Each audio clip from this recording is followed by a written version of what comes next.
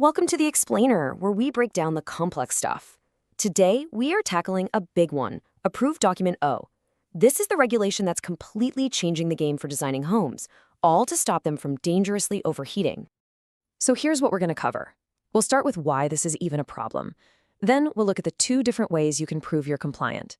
We're going to get right into the weeds of the most common route, the simplified method. And, crucially, we'll highlight the tripwires that catch so many designers out. Then we'll zoom out and look at the big picture.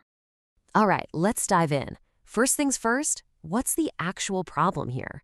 What is this overheating challenge that Approved Document O is designed to fix? Well, with our climate getting warmer, the risk of our new homes turning into ovens isn't some far-off idea anymore. It's happening right now. And this regulation makes one thing crystal clear. Designing to keep cool isn't just a nice-to-have, it's a must-do. It's a hard and fast compliance requirement. And this thing has teeth. It covers pretty much any new place someone might live. We're talking houses, flats, student halls, even care homes. The takeaway is simple. You have to think about overheating right from the get-go, from the very first sketch. So what does it actually ask you to do? Well, it all boils down to two key things. First, stop too much sun from getting in during the summer. And second, if heat does build up, you need a really good way to get it out. Sounds simple, right? But believe me, the devil's in the details. And here is the absolute kicker. The regulation forces you to think passive first. What does that mean? It means you can't just design a beautiful glass box and then slap an aircon unit on it to solve the problem. Nope.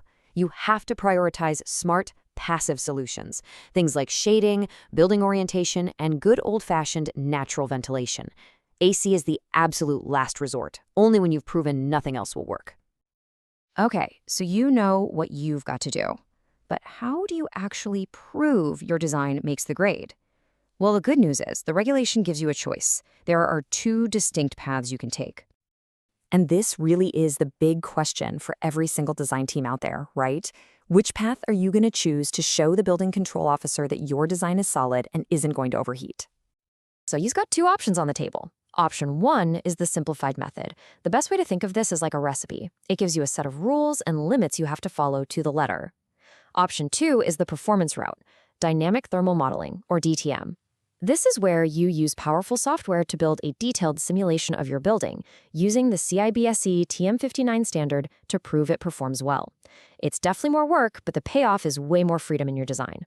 Now, if you decide to go down that first path, the simplified method, the rules you have to play by depend on two main things. First, where is the building? Big city centers, like in London and Manchester, are classed as high risk because they get hotter. And second, does your design have cross-ventilation? Can you open windows on opposite sides of the home and get a proper breeze flowing through? Right, let's get into it. Let's really decode that simplified method and look at exactly what you're supposed to be limiting and measuring. Okay, rule number one, and it's the big one. It's all about controlling the heat getting in from the sun. And that means putting some pretty strict limits on how much glass you can have, depending on your location, your ventilation strategy, and which direction your windows face. And this is where the penny really drops for a lot of designers. Just look at this. For a high-risk building with no cross-ventilation, think of your typical city apartment, the amount of glass you can have on a south-facing wall is capped at just 11% of the floor area. I mean, wow. For anyone used to designing those floor-to-ceiling glass facades, this is a massive shift in thinking. And you see, this is that passive-first idea in action. In those high-risk spots, just limiting your glass isn't enough. You also have to provide some kind of shading to block out that high summer sun. We're talking external shutters, overhangs, or maybe even special glass with a low G value that's designed to reflect heat away. So that's how you stop heat getting in. But what about the heat that still manages to build up inside? Well, that's rule number two. You need to give that heat an escape route.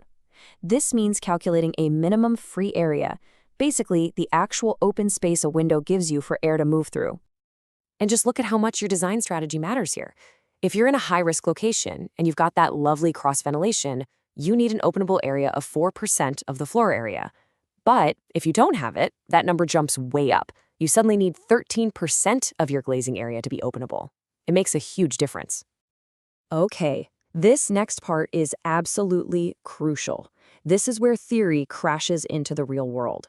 Let's talk about the failure points. The things that can completely derail a project and get your simplified method design thrown out.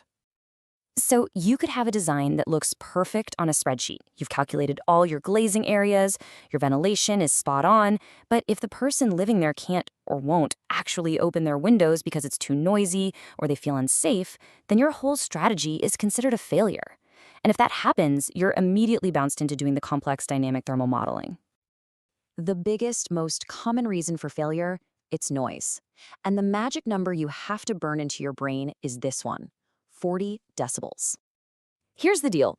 If the average noise level outside a bedroom at night goes above 40 decibels, which is pretty quiet, think a library, the regulation just assumes people will shut their windows to sleep. And just like that, poof, your natural ventilation strategy is gone.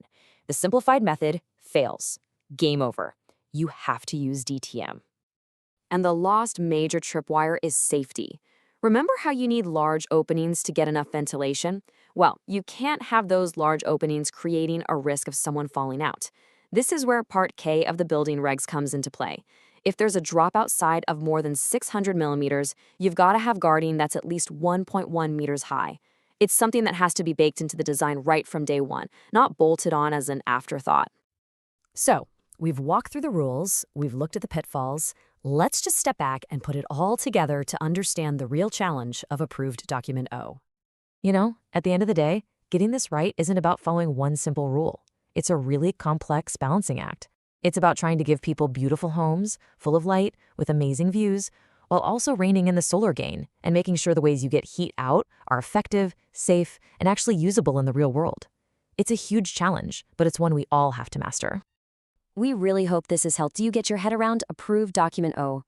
For more videos diving deep into the technical requirements of building regulations, visit the Building Regulations Copilot YouTube channel, and for any building regulations related queries, head over to buildingregulationscopilot.com.